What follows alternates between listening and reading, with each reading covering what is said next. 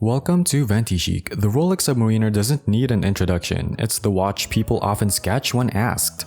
Crafted by the world's most valuable watch brand, a non-date Submariner costs £54.50, but here's another intriguing option. The Tudor Heritage Black Bay priced at £26.30. That's less than half the Rolex's price, and since 2016, it boasts an in-house movement. The big question remains, why does it outshine the Rolex Submariner?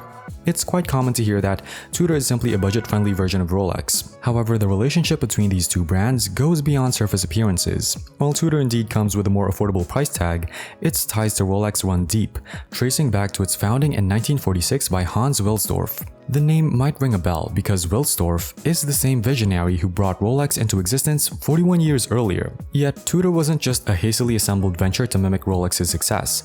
Wilsdorf's intent was to offer a timepiece that was more accessible, casting a wider net of clientele. In his pursuit, he toyed with various brand names such as Marconi and Royal, even considering the use of his own name. It was his fascination with British culture, however, that eventually guided his decision. What's intriguing is that this wasn't just a marketing hype.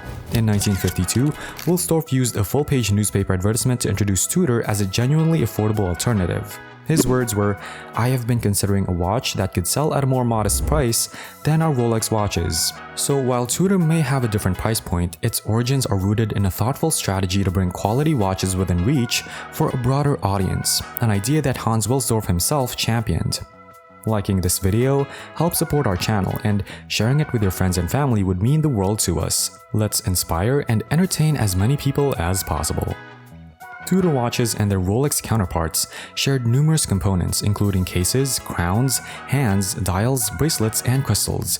Virtually the whole package. The cost-saving measure usually lay in the movement, utilizing a more affordable, albeit less precise, off-the-shelf movements from ETA and previously Flair. This cost efficiency coupled with Rolex's reliability caught the attention of various military clients. Tudor served the French, Canadian, and US navies. However, the narrative took a twist with the onset of the quartz crisis. This marked the beginning of Tudor's gradual decline. The brand went into a sort of hibernation phase, scaling back in many countries, allowing Rolex to bolster its own popularity, and indeed, Rolex experienced remarkable growth.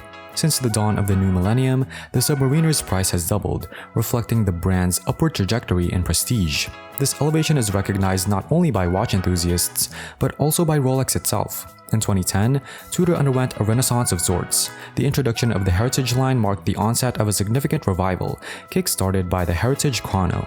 However, the real breakthrough occurred in 2012, when the surprise unveiling of the Heritage Black Bay and Pelagos stole the spotlight at the Baselworld Watch Show. The Pelagos introduced novelty, whereas the Heritage models delved into the brand's history, offering more vibrancy and flair than Rolex ever would.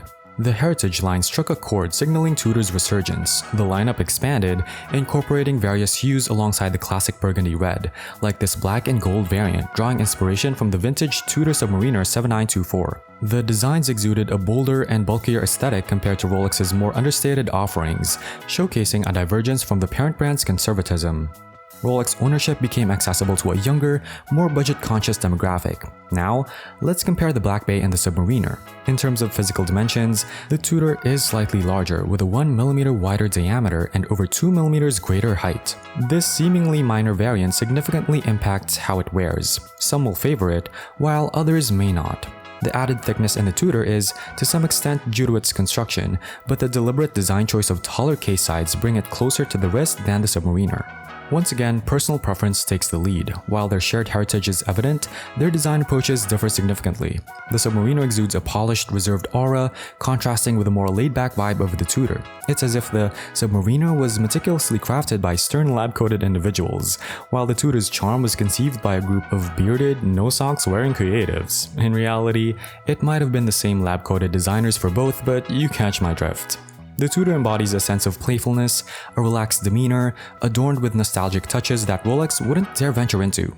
Take for instance the captivating rose gold accent on the gilt dial. Also, don't forget to become a part of our channel family by subscribing and ringing that notification bell. We've got a lot more valuable insights and fun surprises coming your way. The pop of red on the bezel triangle, the prominent crown, the riveted bracelet, and the debated faux-aged lume all contribute to the Tudor's character. Yet, closer inspection reveals where Rolex's investment lies. Naturally, a substantial portion goes into the brand name itself, but that's just the beginning. The Rolex hands display meticulous craftsmanship, sculpted from white gold with a delicate curve. In contrast, the Tudor's hands are more spaced out, flat, and not made of gold. Intricacies continue with the Rolex's more intricate and refined bezel ridges. The ceramic bezel with platinum inlays boasts a richer, more captivating allure compared to Tudor's aluminum equivalent.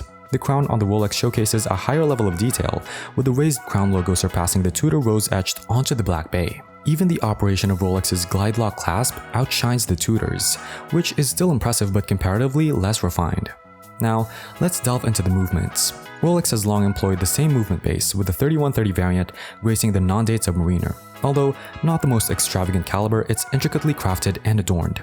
Noteworthy are the distinctive purple reversing wheels, the unconventional balance bridge in contrast to the common cantilevered balance, and the meticulously precise decoration in the beveling and circular stripes. Even if hidden, every part is finished to the same exacting standard. In contrast, Tudor's in-house caliber MT5602, introduced in 2016 to replace the classic ETA movement, holds a more industrial aesthetic with its simple blasted finish. It's a robust movement manufactured with the same precision as Rolex's, featuring an added day of power reserve, totaling an ample 70 hours. However, reducing these watches to mere numbers is overly pragmatic. Their existence isn't about meeting practical needs, it's about the emotions they evoke, the way they resonate with us. In this regard, Tudor adeptly captures vintage vibes, exuding an effortless casual charm that resonates. But like a Lamborghini Huracan owner pulling up next to the Aventador at a stoplight, Tudor enthusiasts are reminded that Rolex stands firmly as the benchmark. It's the patriarch, an unchanging presence. The Tudor, even if it cost £1 and was crafted from unobtainium, would remain in Rolex's formidable shadow. I can't help but wonder what Hans Wilsdorf would make of all of this, reflecting back on that 1952 advertisement. He also expressed that the instructions he gave for Tudor to create the best watch possible at a median price were admirably executed. Would he echo that sentiment today? If the Submariner sets the standard, the Tudor serves as a robust alternative, offering an impressive specification for its cost. While it may not match the Rolex in every detail, it outpaces its peers in its price range, a realistic and commendable achievement. Perhaps Mr. Wilsdorf would have a similar sentiment to share about it as he did about Tudor in the past century. I am proud to give it my personal endorsement. Explore more remarkable timepieces on Ventichic. If you found this video enjoyable, don't forget to give it a thumbs up and hit that subscribe button. If you have any other watches in mind that you'd like us to review, feel free to share your thoughts in the comments section below. Also, let us know which one do you prefer, Rolex or Tudor. See you in our next videos.